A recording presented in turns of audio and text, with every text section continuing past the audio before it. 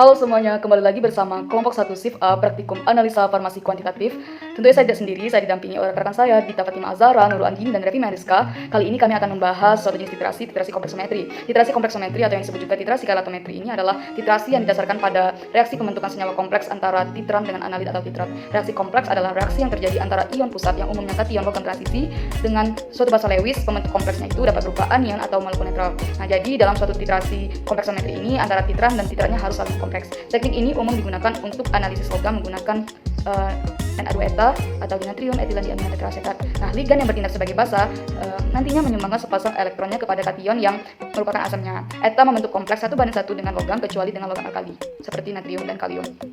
Untuk logam yang cepat membentuk senyawa kompleks umumnya dilakukan dengan titrasi secara langsung, sedangkan logam yang lambat membentuk senyawa kompleks dilakukan dengan titrasi kembali. Menjelaskan mengenai data hasil pengamatan dari kelompok kami. Nah, yang pertama itu ada pembakuan dari Na2-eta, di mana volume rata-ratanya itu yang didapatkan 6,83 mili. Nah, volume rata-rata ini akan digunakan untuk menentukan dari normalitas yang akan digunakan dalam penetapan kadar kalsium laktat nanti. Nah, didapatkanlah normalitasnya 0,146 N. Baik, untuk penetapan kadar kalsium laktat sendiri, volume rata-ratanya adalah yang dihasilkan 34,86 mili, di mana MrCA sendiri yaitu 40,08 gram per mol. Nah, kita masukkan saja ke rumus dari penetapan kadarnya, di mana Mg Ca per liter sama dengan volume eta yang kita dapatkan, dikali dengan normalitas yang kita dapatkan juga, dikali dengan Mr dari Ca dikali 1000 per volume sampel dalam mili. Nah, hasil dari ini kita masukkan saja, yaitu volume etanya 34,86 dikali 0,146 yaitu dari normalitas, dikali dengan MrCA 40,08 dikali 1000 per 10 mili, di mana 10 mili ini adalah volume sampel yang digunakan dalam titrasi. Dihasilkanlah 20.398,95 mg per liter. Nah, kita jadikan menjadi mili, yaitu 20,39 mili. Baik, persen kadarnya 20,39 mili per 10 mili dikali 100% sama dengan 203,9%.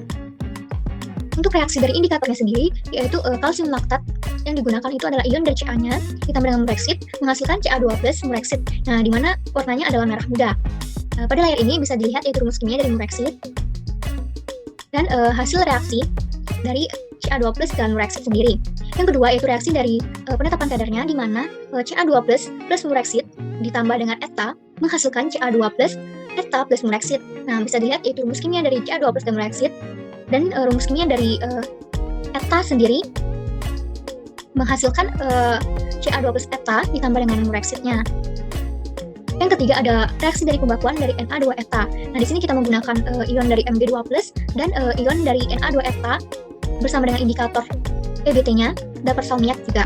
Nah, bisa dilihat Mg2+ ditambah dengan H2Y2-, di mana H2Y2- ini adalah ion dari Na2-eta ditambah dengan dapat salmiak, di mana dapat salmiak sendiri yaitu NH4Cl plus NH4OH plus H2O ditambah dengan EBT yaitu indikator menghasilkan MgY2- plus HN2- plus H plus NH4OH plus NH4Cl plus NH4OH plus 2H plus setengah O2 plus 2 elektron. Nah, MgY2 ini di mana adalah Mg eta dan HN2- ini adalah EBT. Bisa kita lihat bahwa yang tadinya pada pembakuan ini berwarna merah akan menghasilkan warna biru, yaitu HN2- ini adalah warna biru. Mungkin itu saja yang dapat saya sampaikan mengenai data hasil pengamatan. Lebih dan kurangnya saya mohon maaf. Wabillahi taufiq wal hidayah. Wassalamualaikum warahmatullahi wabarakatuh.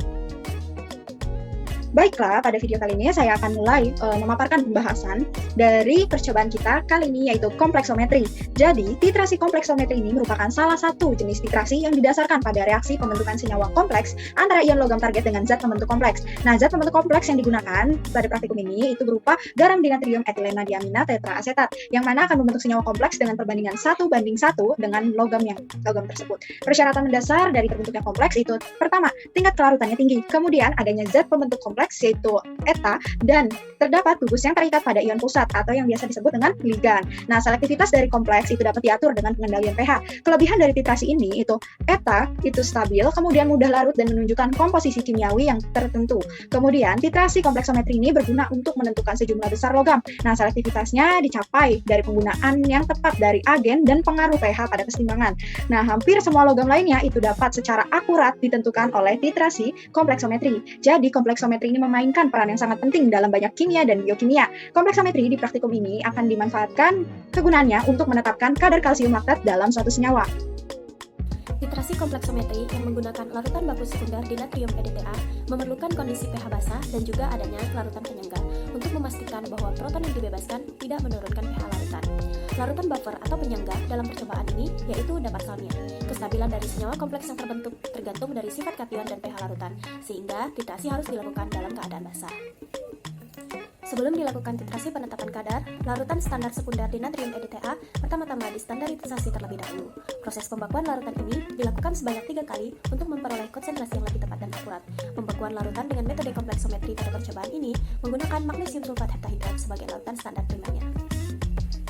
Titrasi pada pembakuan ini digunakan indikator EBT dan larutan buffer Epper-Sarmian. Penambahan larutan buffer dilakukan untuk menjaga pH larutan agar tidak berubah secara drastis. pH larutan dibuat 9-10. Awalnya, ion magnesium akan bereaksi terlebih dahulu dengan EDTA membentuk kompleks magnesium EDTA yang menyebabkan terjadinya perubahan warna larutan menjadi biru. Perubahan warna ini menandakan tercapainya titik akhir titrasi. Proses selanjutnya yaitu penetapan kadar kalsium laktat. Penetapan kadar kalsium laktat dilakukan pada pH lebih dari 12 atau dalam suasana basah kuat. Hal ini dikarenakan larutan tersebut stabil pada pH basah. Penambahan larutan natrium hidroksida dalam titrasi ini untuk membuat larutan tetap dalam suasana basah. Penggunaan indikator Morexit untuk menunjukkan titik akhir titrasi yang ditandai dengan perubahan warna menjadi violet. Reaksi yang terjadi pada titrasi ini yaitu ion kalsium awalnya akan bereaksi dengan indikator Morexit membentuk senyawa kalsium Morexit yang berwarna merah muda. Titik akhir titrasi, indikator akan terlepas kembali dan menyebabkan warna larutan menjadi violet karena adanya reaksi dengan EDTA. Demikianlah pemaparan dari kelompok kami mengenai titrasi kompleksometri pada praktikum analisa farmasi kuantitatif kali ini. Terima kasih. Assalamualaikum warahmatullahi wabarakatuh.